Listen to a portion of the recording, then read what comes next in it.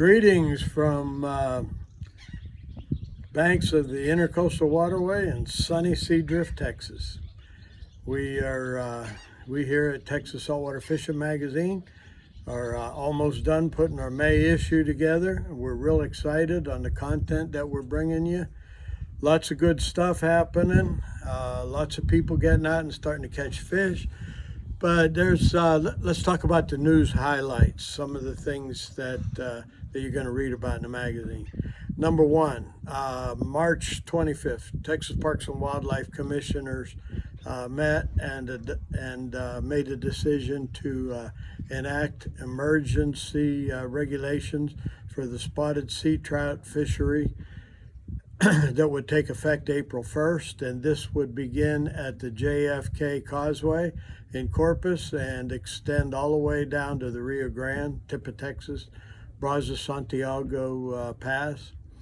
And emergency measure specifies a 3 trout limit with a keep slot of 17 to 23 inches.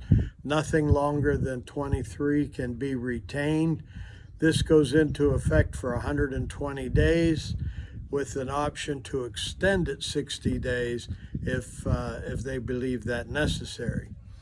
Now, there's significance in the 120 days. That is 4 months, okay?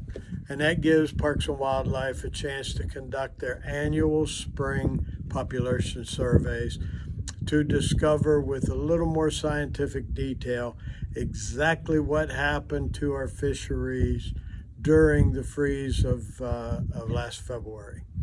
So lower third of the coast is now under a 3 fish bag limit. A lot of people are saying, why didn't they include the middle coast? They should have started at Sargent's, at the FM 457 bridge, and included East and West Matagorda Bay, Espiritu Santo, and San Antonio. Well, makes a lot of sense on one hand, but on the other hand, they didn't have the scientific, or what they thought was a good scientific basis for doing that. So we have the emergency measures in place for the upper and lower Laguna Madre, and depending the outcome of the population surveys in the middle coast from East Matagorda down through the Aransas complex, Corpus Christi Bay complex, we might see some regulatory changes after the data is all compiled. Expecting that might be sometime late June or early July this year. All right, let's move along. Cca Star Tournament. I think by now everybody's heard about Cca Star Committee, and Cca management made a very bold statement about conservation. The Star Tournament will go on. It is, however, being conducted in a full catch and release format. Basically what it amounts to is they are tagging extra redfish.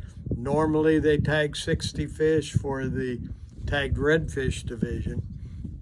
And this year they're going to tag an increased number, and they are going to put tags in the fish that are intended to be clipped, no retention of the tagged fish.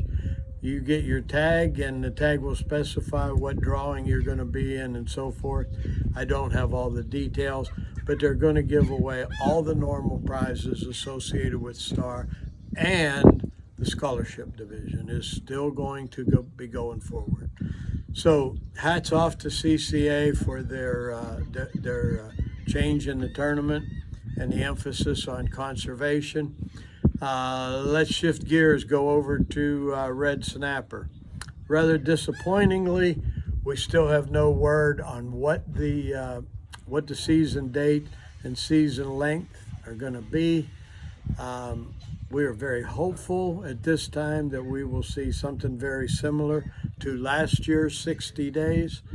You know, the great red snapper count, I don't know how anybody could ignore that. That was, in my opinion, quite enlightening.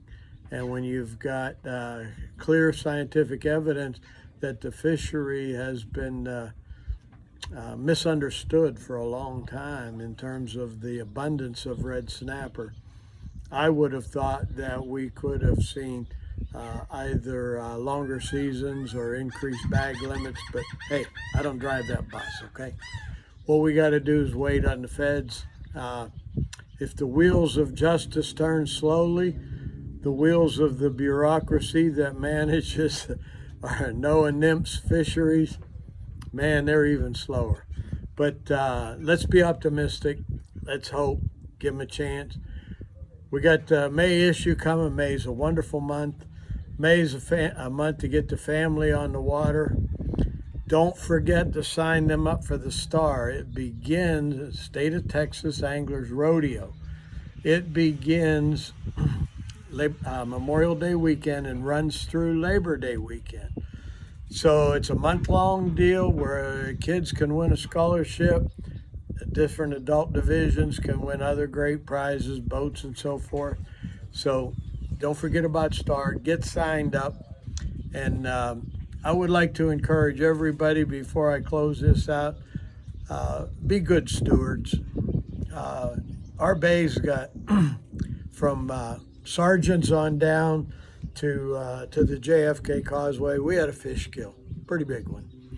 So in as much as you might be able to do without a fish dinner or two, if you got to have one, take just enough for a dinner, let the rest go. Spawning potential is greatly increased by catch and release.